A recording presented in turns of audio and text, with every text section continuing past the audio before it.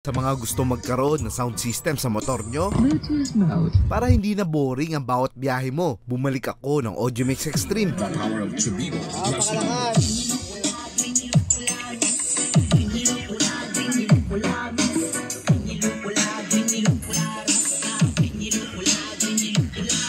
Naabutan ko si Boss Kevin at ang buong team na may sinisetup na top box pati sa compartment ng Mio at Honda Click. Ayan guys, nandito ulit ako sa Audiomix Extreme. Kasama ko si Boss Kevs. Ayan ha.